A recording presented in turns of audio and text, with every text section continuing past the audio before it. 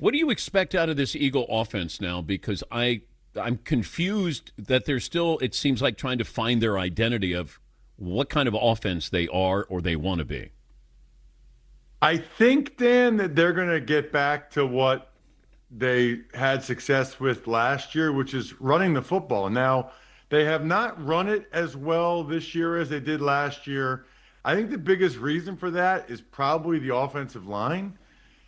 For whatever reason, and there's a couple of them, they have not performed as well as they did last year. I thought last year they were pretty clearly the best offensive line in the NFL. This year they haven't been. I don't even know if they're a top 5 unit with how they played. You had guys like Juergens at center, Landon Dickerson at left guard, who's now out again, coming off of major surgeries. You have a new right guard in Tyler Steen, and it just has not looked the same as it did last year. Although, in fairness, they also only gave Saquon Barkley the ball one time last week against Denver when they had a 2-touchdown lead. My guess is that going against the Giants' run defense that's been really bad for a while, and Saquon yet again playing against his former team in a primetime game, this feels to me like a Saquon Barkley breakout game, like a big Saquon Barkley game. You would think if they were going to do it, tonight would be the night. So this would be a market correction with the Eagles. I would think so. Listen, they're just too talented to not be better on offense. I mean, we said this last year, but last year they had the best running back in the sport. They had the best offensive line in the sport. They had one of the 2 or 3 best wide receiver duos. They had a top 5 tight end, Super Bowl MVP quarterback.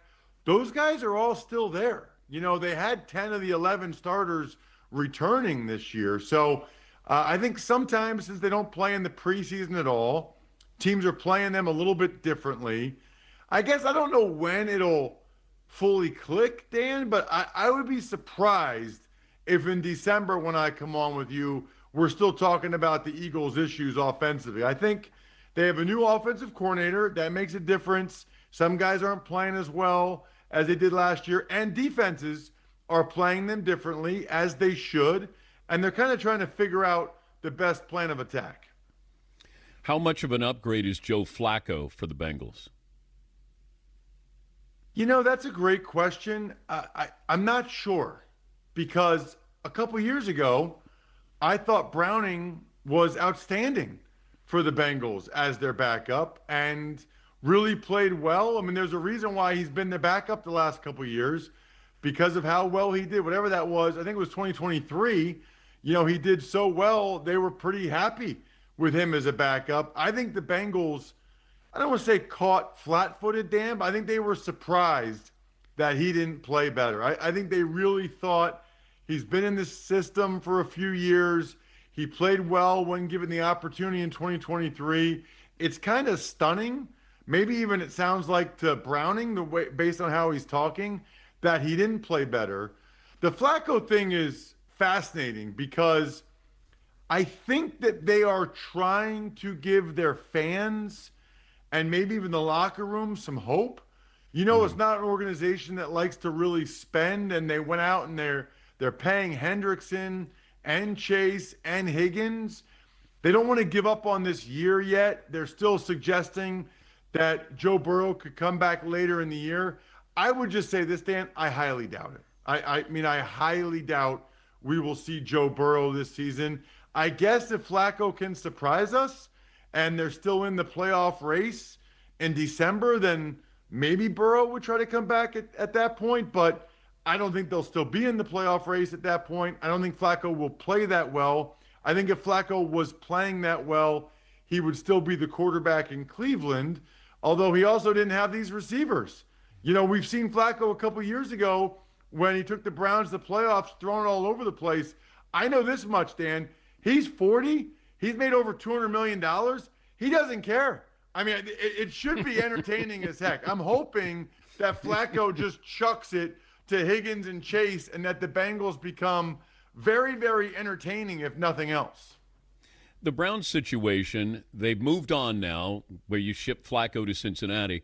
Now you have your two rookies in there. And I thought Dylan Gabriel handled being overseas, your first start, and against a complex defense like the Vikings.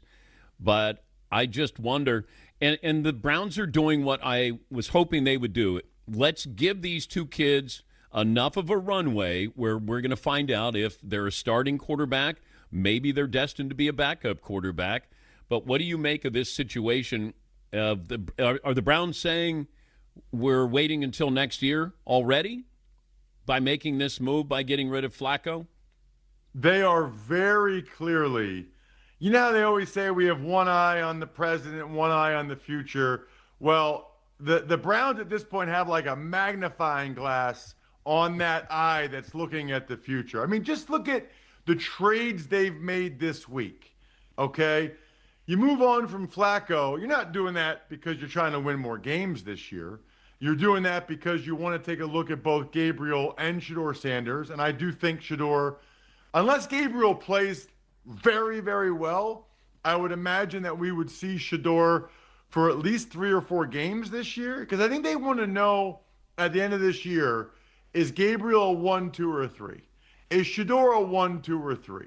What do we have? And then they make this trade yesterday with the Jaguars flopping cornerbacks.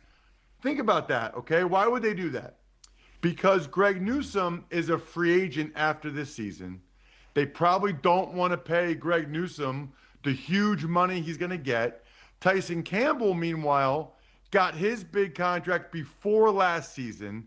The Jaguars have already given him the big bonus, already given him a lot of the guaranteed money. So now the Browns have Tyson Campbell cost controlled for the rest of this year, 2026, 2027. So the Browns, I think, are making some shrewd moves to set themselves up to be as competitive as possible next year. And that includes finding out what they have with Gabriel and Shedeur. It's kind of funny because obviously, Dan, they want Gabriel to play as well as possible. I mean, hopefully Gabriel's a starter and they love him, but they also kind of, I think, want to see what Shedeur has at some point. So that will be really interesting to see. I mean, it wasn't that surprising when they moved on from Flacco to Gabriel. I think it will be actually interesting when they move on from Gabriel to Shedeur, if that happens. Ross Tucker, CBS Sports Westwood One analyst, the Ross Tucker Football Podcast. How important is this game Sunday, the Chiefs and the Lions, for Kansas City? I'd say very at this point.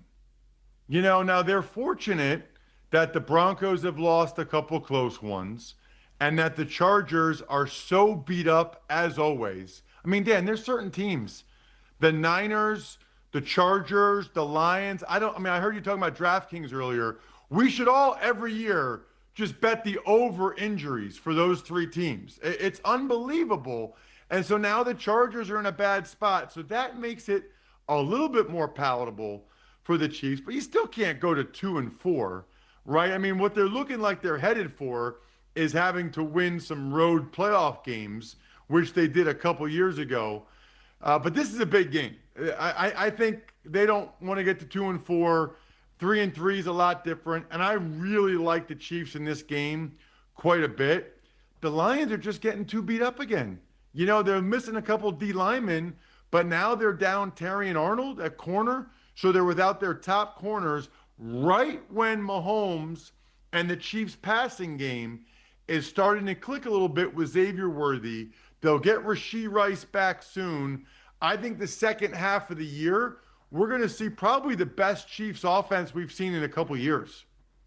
How does Baker Mayfield win MVP? Keep doing what he's doing. I mean, he's got my vote right now. You know, because not only is he playing awesome, he's just so fun to watch. Why can't every guy be like Baker? It is funny, though, because when he was in Cleveland and would act certain ways, people would say he was brash or immature. You know, now that he's winning and he's with the Bucks, now it's moxie and guts. You know, like he said, I'm still acting the same. I'm just playing better. And there's a lot of truth to that, but love watching him. Listen, they have been so beat up on their offensive line, and they haven't had a game yet with both Mike Evans and Chris Godwin.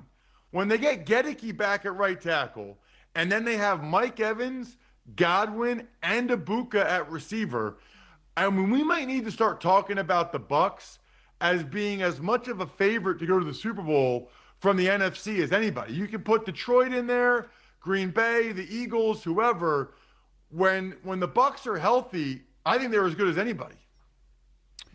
Before I let you go, did you ever have a moment like the coach treating you the way Jonathan Gannon acted on the sidelines with the Cardinals? Did anybody ever put their hands on you, get in your face? No, I don't ever remember that. And I think that's a really, really good thing, Dan, because, you know, even though I'm smaller now and I'm more mild-tempered, I guess, when you're out there, okay, I thought, Dan, in my head, for those 3 hours, I thought I was the biggest, baddest dude in the world. And I had to have that mentality to be able to compete with those guys I was going against. I was ready, and I often did, hit anything that moved. We can't get in a scenario where coaches are touching NFL players. That's not going to go well for the coaches a lot of times. I mean, I think he's fortunate that DeMercado was, took it that way and I guess was sad. But there are other guys, it's hard to see from the video exactly what he did, but that would not go well. If you look at it over time, if there's a lot of coaches touching a lot of players, that will not go well for the coaches and could lead to some really, really ugly incidents.